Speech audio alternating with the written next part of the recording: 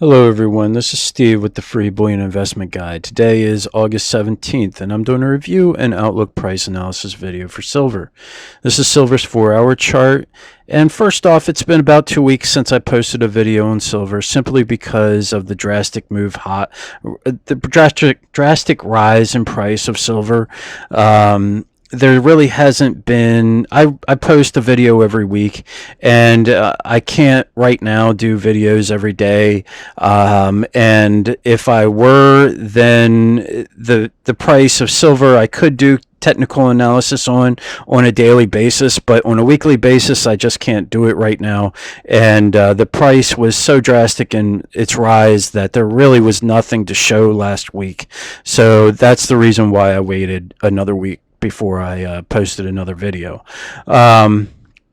So the pattern that I showed you, the smaller pattern of the falling wedge, was confirmed last week, or actually the week before, back on the 5th, as the price of silver rose in price, mostly because of the tariff war, trade war, excuse me, where 1 week or 1 day we're throwing tariffs at China, and the next day we're pulling them back. So right now we're pulling them back, so the price of silver is mostly leveling out right now. We'll really have to see what happens next week.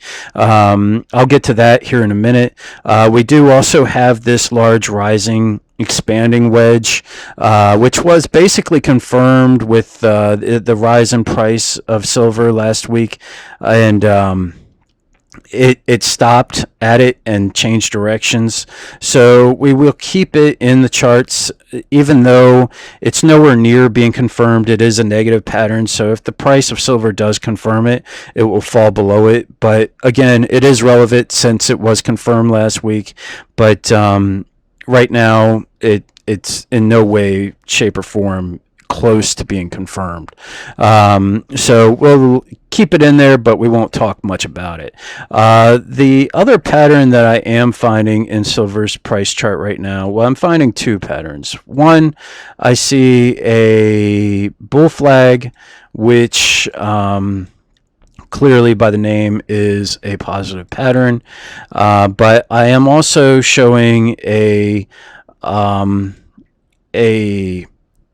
head and shoulders pattern, and this is a negative pattern.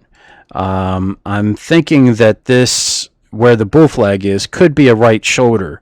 Let me pull that down just so you can see it a little bit better. Now we could make the left shoulder, we could pull it over here to do that, or we could make it out of both of these the movements of silver last week, which is what I'm doing, just to make things a little simpler.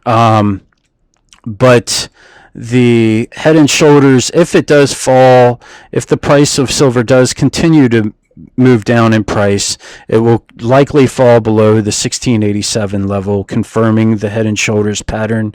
And I really don't expect it to fall much more than that. Again, I'll get to it really, well, let me go ahead and show you. First, we have the FOMC minutes coming out on Wednesday.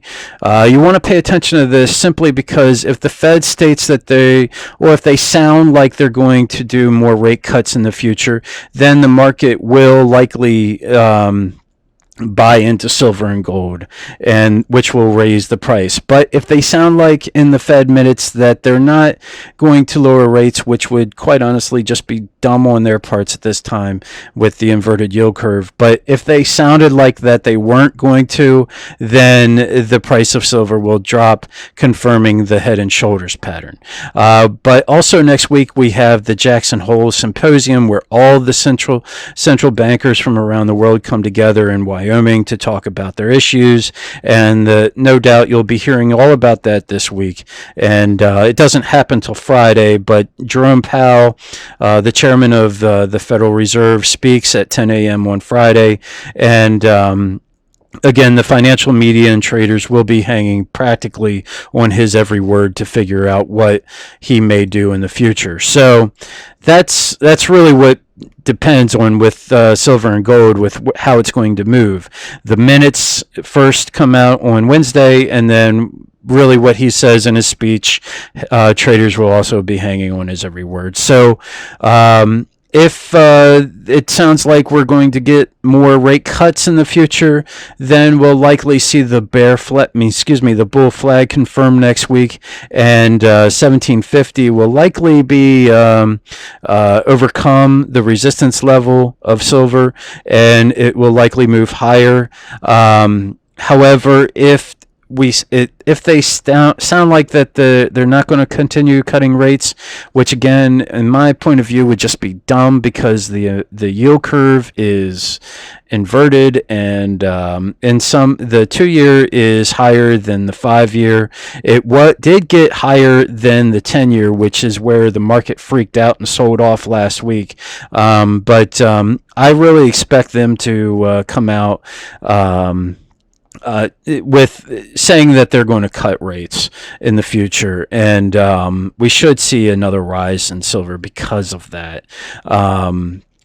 So again, we'll have to see what happens, but if the head and shoulders pattern is confirmed, then likely 1687 will be broken as a support level, and we should see support either at 1665 or at 1627, or quite honestly around the 1637 level.